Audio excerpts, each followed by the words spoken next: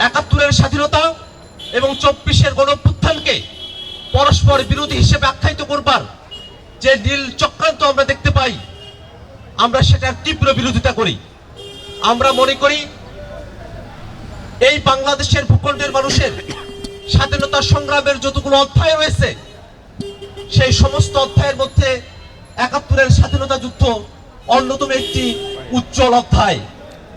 সেই উজ্জ্বল অধ্যায়কেই যখন অন্ধকারে পতিত করা হয়েছিল, তখনই আলোর মশাল জেলে ২৪-এর সৈনিকেরা তাদের জীবন দিয়ে বাংলাদেশের মানুষকে আরেকবার মুক্ত করেছিল।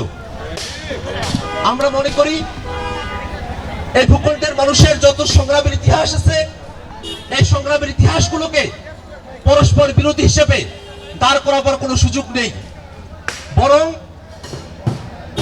৭১-এর স্বাধীনতার যে ধারাবাহিকতা, ২৪-এর অভ্যুত্থান সংগঠিত না হলে সেটাকে রক্ষা করা সম্ভবপর ছিল না। যদি ২৪-এর অভ্যুত্থান না ঘটতো, তাহলে আমরা ৭১-এর যে বাংলাদেশ পেতে চেয়েছিলাম, সেই বাংলাদেশকে আমরা চিরতরে হারিয়ে ফেলতাম। বাংলাদেশে যে বিদেশি শক্তিগুলো সক্রিয় ছিল, বিশেষত বাংলাদেশের পররাষ্ট্রনীতি থেকে বাংলাদেশের রাষ্ট্রীয় সকল পলিসিকে যেভাবে ভারত রাষ্ট্রের কাছে বেঁচে দেওয়ার নীল চক্রান্ত করা হয়েছিল, সেই চক্রান্তের বিরুদ্ধে একটি স্বতঃস্ফূর্ত গণঅভ্যুত্থান ছিল ২৪-এর গণঅভ্যুত্থান।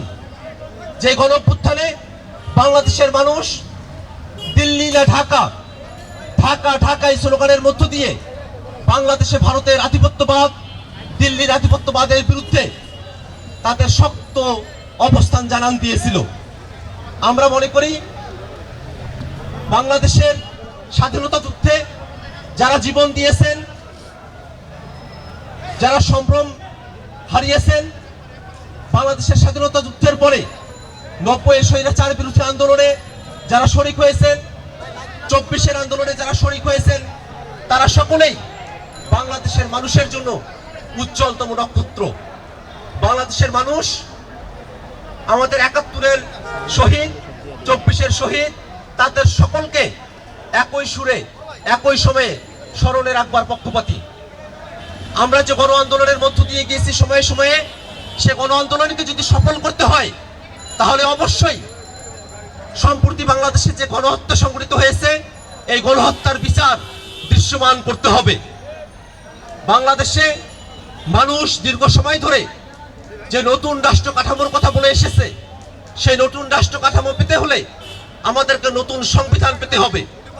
নতুন সংবিধানের জন্য অবশ্যই গণপরিষদ নির্বাচনের কোনো বিকল্প নেই।